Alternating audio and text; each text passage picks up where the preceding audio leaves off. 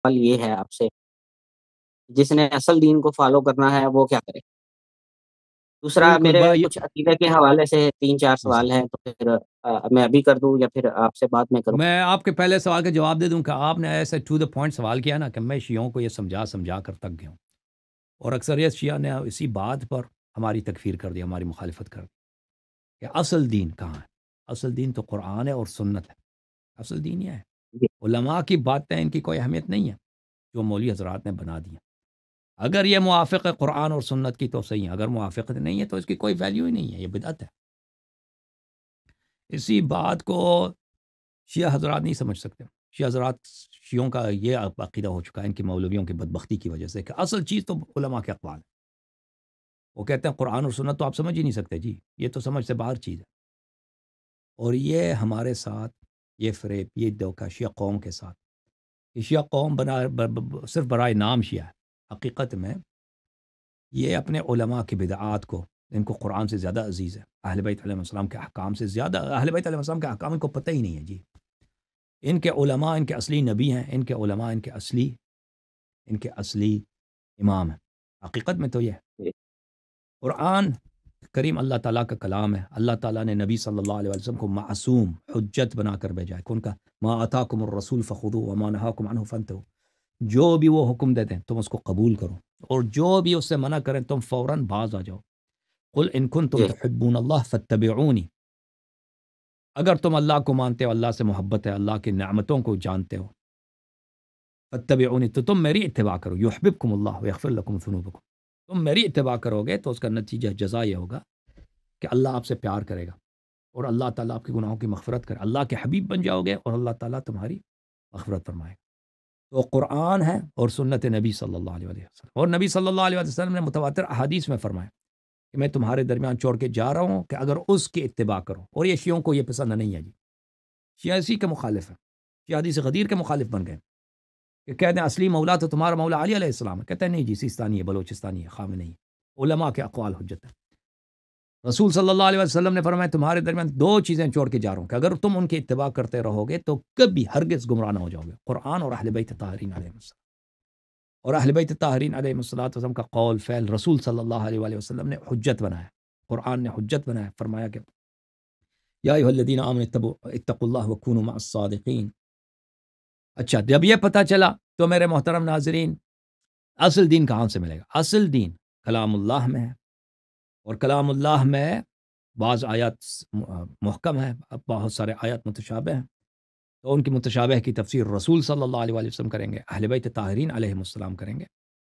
اور قرآن مجید کے بعد رسول صلی اللہ علیہ وسلم کا قول و فعل اور اہل بیت طاہرین علیہ السلام کا قول و فعل. اسلام یہ ہے، اس کے علاوہ اسلام کسی چیز کا نام نہیں ہے. اصلی اسلام یہاں پہ ملے گا. باہر جو کچھ اس کے علاوہ جو کچھ ملے گا وہ نقلی ہے، وہ بدعت ہے. جی سر. لیکن حدیث بھی تو پھر کچھ ایسی بنا لی ہے نا. جی، امام جب حدیث کی بات ہے تو اصلی حدیث کی بات کر رہا ہے نا. اصلی حدیث کی وہ حدیث جو غیر معتبر ہے وہ تو غیر معتبر ہے، اس پہ تو بھروسہ نہیں ہے. یا جو موضوع حدیث ہے، جھوٹی حدیث ہے، وہ تو فراڈ ہے، نقلی ہے. جی سر، مزید سوالات کر رہے تھے آپ. جی وہ دوسرا میں نے یہ پوچھنا تھا کہ دیکھیے ہمارا تو عقیدہ ہے مسلمانوں کا سب کا کہ تمام انبیاء میں سب سے افضل جو ہیں محمد صلی اللہ علیہ وسلم ہیں. جی سر. اور محمد صلی اللہ علیہ وسلم کے بعد جو ہے انسانوں میں جو سب سے افضل ہے وہ مولا علی ہیں. جی یہاں پہ حکومتوں کی میں بات نہیں کروں گا کہ خلیفہ اول کون بنے، کس طرح بنے، یا جی سر. دوم یا سوم، ان کی میں بات نہیں کروں گا. پہلے ان پہ بات کافی ہو چکی ہے کہ کس طرح. باقی ایک جو حدیث بہت جگہ پڑھی جاتی ہے اور اس کا ترجمہ بھی مختلف جگہ پہ مختلف موجود ہے، من کنتم مولا جو ہے آگا علی مولا. تو اس جی کا کہیں پہ جو سنی علماء ہیں ترجمہ کرتے ہیں کہ اس میں مولا سے مراد دوست کا ہے، ہوں. کہ جس کا میں دوست ہوں تو اس کا جو ہے علی دوست ہے. Yeah. اس کو تھوڑا واضح کر دیں آپ. تو باقی دیکھیں میں یہ جو کہا جاتا ہے نا کہ دوست کے معنوں میں، اور اس کے لیے قرینہ کیا دیا جاتا ہے کہ صحابہ میں چپقلش تھی، ناراضگی پیدا ہوئی تھی، تو رسول صلی اللہ علیہ وسلم نے آشتی دینے کی کوشش کی. تو یہ سب جھوٹ ہے. ٹھیک ہے نا. یہ کوئی بھی حدیث ولو ضعیف بھی نہیں ہے. سن رہے نا بھائی. دیکھیں جی جی میں سن ضعیف حدیث بھی کوئی نہیں ہے کہ رسول صلی اللہ علیہ وآلہ وسلم خود یہ کہہ دیں یا کوئی صحابی کہہ دے یا کوئی تابعی کہہ دے. یہاں پر اس لیے رسول صلی اللہ علیہ وسلم نے یہاں پہ کہا تھا کہ کوئی صحابہ نے آپس میں وہ ناراض ہو گئے تھے امام علی علیہ السلام سے اور ان کو عشری دینے کی کوشش کی. اور وہاں پہ اس طرح کی تو کوئی نقطۂ نظر نہیں ہے. اور پھر یہ بھی کوئی روایت نہیں ہے کہ وہاں پہ واقعی کوئی ناراضگی تھی. یہ بھی کوئی حدیث نہیں. ناراضگی تھی جی ہاں یمن کے سفر میں، لیکن وہ سنہ 8 ہجری کا واقعہ ہے. وہ 2 سال پہلے والا واقعہ ہے کہ یمن پہ امیر المؤمنین علیہ السلام گئے تھے، خالد بن ولید اور یہ لوگ بھی تھے. تو انہوں نے کوشش کی تھی رسول صلی اللہ، اور وہ مدینے کی بات ہے، مدینے میں مسجد کی بات ہے، وہاں پہ شکایت لگانے کی کوشش کی تھی، چغلی لگانے کی کوشش کی تھی کہ علی علیہ السلام نے مال غنیمت میں بیجا دخل اندازی کیا. جی تو رسول صلی اللہ علیہ وآلہ وسلم نے اس وقت بھی ان کو ڈانٹا تھا. ما تريدون من علی ما تريدون من علی ما تريدون من علی علی ولی کل مؤمن من بعدی. علی علیہ السلام میرے بعد سب مؤمنین کا ولی ہے. وہ بھی جو ہے وہ بھی امامت کے معنوں میں، وہ حدیث بھی امامت کے معنوں میں، لیکن وہ حدیث غدیر نہیں ہے. یعنی جہاں پر ناراضگی کی بات ہے وہ کہاں کی بات ہے؟ وہ 2 سال 3 سال پہلے کی بات. ان دونوں واقعات کو ایک بنا کر پیش کرتے ہیں فراڈ کے ذریعے یہ آپ کے مولوی حضرات. اور ایک جی دوسرا واقعہ ناراضگی کا یہ تھا کہ امیر المؤمنین علیہ السلام، یہ سنہ 10 ہجری کا واقعہ ہے، حج پہ آئے تھے تو یمن سے لے کے آئے تھے. تو یمن سے جب آئے تھے تو وہاں پر یمن سے مال غنائم لے کے آئے تھے، سیدھا مکہ آئے تھے. رسول صلی اللہ علیہ وسلم بھی مدینے سے مکہ آئے تھے حج بجانا ہے، وہ واحد حج ہے پیغمبر کی. تو امیر جی المؤمنین علیہ السلام نے مال جو ہے، جو ہدایات ہے رسول صلی اللہ علیہ وسلم کے جو مال تھی، انہوں نے مکے سے باہر چھوڑ دیا تھا اپنے لشکر والوں کے ساتھ. خود آئے تھے، جلدی آئے تھے رسول صلی اللہ علیہ وسلم سے ملنے کے لیے. تو جب وہ واپس گئے ہیں تو انہوں نے دیکھا کہ لشکر والوں نے اس میں سے خیانت کی. انہوں نے صندوقیں کھول دیا اور اس میں قمیصیں وغیرہ خود پہن دیے کہ بھئی آپس میں تقسیم کیا. تو امیر المؤمنین علیہ السلام نے کہا یہ غلط ہے، اس کو واپس کر دو. واپس صندوقوں میں ڈال دی. تو صحابہ میں اس سے ناراضگی پیدا ہوگی تو انہوں نے شکایت کی. تو اسی وقت رسول صلی اللہ علیہ وسلم نے مکے میں اسی وقت انہوں نے خطبہ دیا اور فرمایا تھا کہ بلے کہ امیر المؤمنین علیہ الصلوۃ والسلام کی شکایت نہ کرو، فإنه خشن فی ذات اللہ، کیونکہ وہ اللہ کی رضا کی خاطر سختی کرتے ہیں کہ آپ لوگوں کو حق نہیں تھا کہ یہ مال غنیمت آپ چوری کر لیں خود پہن.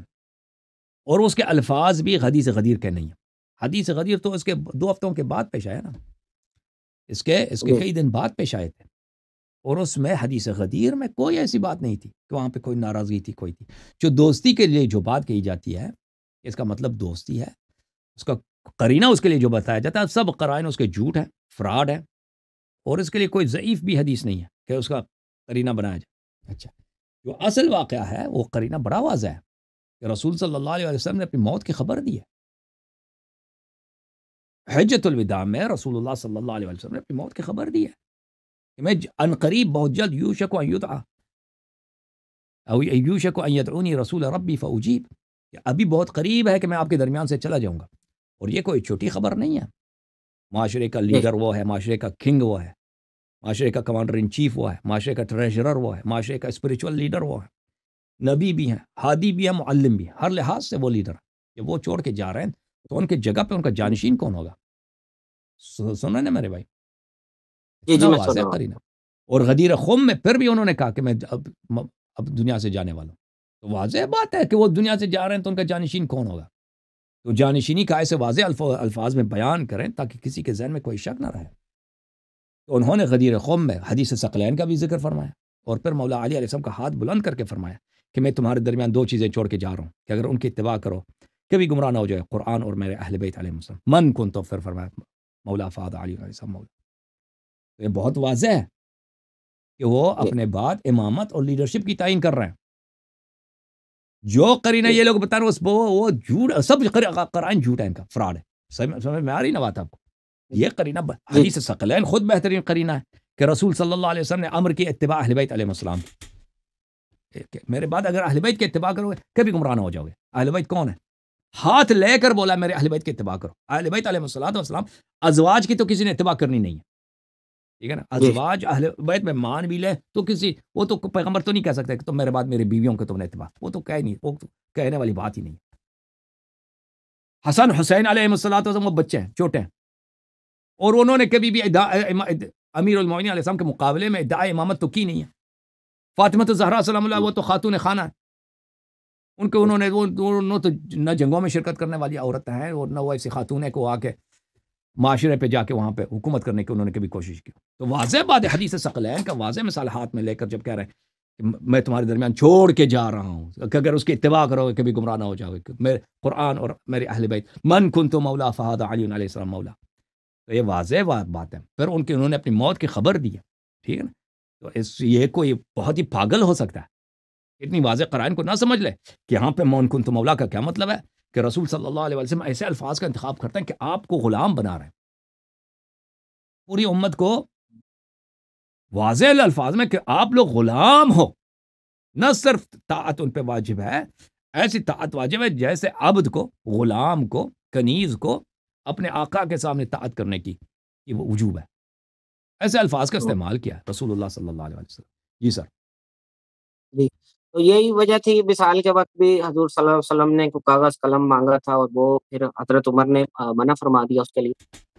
بالکل بالکل یہی ہے. بالکل یہی بالکل رسول صلی اللہ علیہ وسلم وصیت کرنا چاہتے تھے. اس کا میرا مناظرہ ہوا تھا نا مولوی عبد الحلیم سے، آپ نے دیکھا حدیث جی قرطاس میں میں؟ نے تھوڑا دیکھا، پورا میں نے نہیں دیکھا. پورا دیکھ جی اس میں بڑی تفصیل ہے. بالکل عمر صاحب نے خود بھی آپ بعد میں انہوں نے اعتراف کیا. مدائنی صاحب نے روایت کی ہے عمر نے کہا تھا عبداللہ جی بن عباس کو کہ رسول صلی اللہ علیہ وسلم آخری لمحے پر ان کے نام پہ وصیت لکھنا چاہتے تھے، علی علیہ السلام کے نام پر. میں نے نہیں ہونے دیا. اس کا اپنا اعتراف بھی موجود ہے آپ ہی لوگوں کے کتب میں. صحیح. تو یہ پھر شیعہ حضرات آپ کے خلاف کیوں ہیں؟ آپ تو شیعہ وہ مذہب شیعہ کو حضرات اس بہت لیے زیادہ نہیں ہے میرے بنا رہے خلاف ہیں. کہ میں کوئی قرآن و سنت کے خلاف بات کروں نا، ان کے علماء کی بدعت کے خلاف بات کرتا ہوں نا. شیعہ مذہب ایسا ہو چکا ہے ان کی علماء کی بدبختی کی وجہ سے ایسے بدعات کا ایک مجموعہ بن چکا ہے. دیکھیں میں تو جی ویلکم کرتا ہوں کہ شیعہ مولوی آ کے مجھ پہ اعتراض کریں. ٹھیک ہے نا. وہ اعتراض سامنے کوئی نہیں آتا کیونکہ ان کو اکثر نہ قرآن پڑھنا آتا ہے نہ حدیث پڑھنا آتا ہے. اکثر ان جی کے 95% نا ذاکر اور جو عالم دین ہے، نہ ان کو قرآن جی جی پڑھنا آتا ہے نہ حدیث پڑھنا آتا ہے. جو 5% ان کو قرآن حدیث پڑھنا آتا ہے ان کو پتہ ہے کہ میں صحیح کہہ رہا ہوں، اور وہ کھل کے سامنے نہیں آ سکتے کہ کہہ دیں اللہ یاری صحیح کہہ رہا ہے. ٹھیک ہے نا. تو وہ بیچارے وہ پیچھے بیٹھے ہیں، اگر وہ کہہ دیں تو ان کی بھی حالت میری جیسے ہو جائے گی مخالف. تو یہ شیعوں کی جو ہے نا، شیعوں میں ایک چیز ہے مرجعیت، ایک پیری مریدی جیسا سسٹم ہے جی کہ بالکل مرجع جو ہے نا، ان کا جو بڑا پیر ہے، ان کو شیعہ جہاں پہ بھی امریکہ میں ہوں، جیسے آغا خانی ہے نا، آغا خان کا جو گرفت ہے اسماعیلیہ پر آپ کو پتہ ہے. جی جی جی آغا خانی ہر لحاظ سے جو ہے آغا خان کے وہ اس کے چنگل میں ہے. آغا خان جو مرضی کہ اس کو مخالفت کون کر سکتا ہے، ان کا امام ہے. اسی طرح جی شیعہ جی قوم میں ان کے جو پیر ہے اس کو مرجع بولتے ہیں یہ لوگ. ان کا پورے ان کے ہر لحاظ سے ان کے کنٹرول میں ہے. یہ کس طرح ہاں شیعہ جی کس طرح سوچیں اس کے کنٹرول میں. شیعہ بچے کن کتابوں کو پڑھیں گے وہ بتائے گا. شیعہ مثلا مساجد میں کون سے لوگ مجلس پڑھ سکتے ہیں، کون تقریر کر سکتا ہے، وہاں سے وہ ہدایت ملے گی. شیعوں کے جی خلاصہ ہر چیز وہاں سے کنٹرول ہوتی ہے نا ان کے سینٹرل سسٹم سے. اور یہ جو پیر اور ان کا شیعوں کا سارا ڈونیشن ادھر جاتا ہے. یہ کروڑوں کے حساب سے پیسے ہیں، بے حساب پیسے ہیں. ٹھیک ہے نا. اور جی یہ جو ہے میں نے یہی غلطی کہ بھائی کہہ دی کہ سارا بدعت ہے بھائی. یہ پورا سسٹم ہی غلط ہے. نہ اللہ کا سسٹم ہے نہ رسول صلی اللہ علیہ وسلم کا سسٹم ہے. اور یہ ان کے پیر حضرات جو ہے یہ مراجع یہ شیعوں کو بہت ساری باتیں قرآن اور سنت کے خلاف بتاتے ہیں. تو اس کو یہ جی سب کو پتہ ہے، یعنی شیعہ علماء میں بہت ساروں کو یہ باتیں پتہ ہیں، بالخصوص جو سینئر ہیں، لیکن کوئی مخالفت نہیں کر سکتا. اس کی وجہ کیا ہے؟ جیسے آغا خانیوں میں کوئی آغا خان کی مخالفت نہیں کر سکتا، جی کیونکہ اب مخالفت وہ سب کچھ ان کے ہاتھ میں نا، پیر صاحب کے ہاتھ میں. وہ تو تباہ کر دیں گے آپ کو. یعنی پھر آپ علماء جو ہیں، علماء کا گزارا کیسے ہوتا ہے؟ یا امام جماعت ہے یا کوئی مجلس پڑھیں گے یا آپ کہیں کسی مدرسے میں وہ ٹیچر ہے، تو اس کا رزق و روزی تو کاٹنا ان سے ایک اشارے کی بات ہے. اور شیعہ اتنے جی جی جاہل ہیں، شیعوں میں اتنی تبلیغوں اتنی جاہل ہو چکی ہے کہ وہ مرجع کے اشارے سے پہلے شیعہ خود اس کو کینچی سے کاٹ دیں گے اس کی گوشت. تو اس طرح ہے، اس وجہ سے ہے. تو یہ شیعوں میں بہت ایک مافیا ہے، شیعوں میں مرجعیت اور مرجعیت سسٹم ایک لعنت ہے، ایک بدعت ہے. اس پہ اللہ کی لعنت ہو. جو جی لیکن سب شیعہ اس کے پیروکار اکثر شیعوں کو اس کو پتہ بھی نہیں ہوتا نا، جو پنجاب سائڈ کے دیہاتوں میں لیکن شیعوں کے جو بڑے ادارے ہیں، وہ چاہے پنجاب میں ہو، چاہے ہندوستان میں ہو، چاہے دنیا کے کسی بھی علاقے میں ہو، یہ بالکل ان کے کنٹرول میں ہوتا ہے۔ اور آپ دیکھیں، اللہ جانتا ہے، شیعہ مدارس میں، شیعہ حوزوں میں آپ اللہ اور رسول صلی اللہ علیہ وسلم پہ تنقید کریں، برداشت کر لیتے ہیں، کچھ نہیں ہو، کچھ بھی نہیں ہے۔ مساجد میں نہیں، جو آپ کے پاکستان کے مساجد میں اللہ اور رسول کے خلاف بات کرنے نہیں دیتے عوام کے درمیان، لیکن حوزوں میں ہوتا ہے۔ حوزوں میں سب کچھ چلتا ہے، اللہ، رسول، قرآن، یہ سب آپ اس پہ نقد کر سکتے ہو۔ مراجع کے خلاف ایک کلمہ کسی کو جرأت نہیں ہے بولنے کی، کال اتار دیں گے آپ۔ ہوں، تو ان کا اصلی رب جو ہے نا، اب عملاً اصلی رسول، اصلی امام شیعوں کا یہی مرجعیت بن چکا ہے۔ اور دیکھیں، اب تو بہت سارے شیعوں کو پتہ چل گیا کہ یہ سب باتیں جھوٹ ہیں نا، وہ تو جاگ رہے ہیں، شیعہ قوم جاگ رہے ہیں الحمدللہ۔ ہمارے ساتھ بہت سارے شیعہ الحمدللہ۔ جی سر۔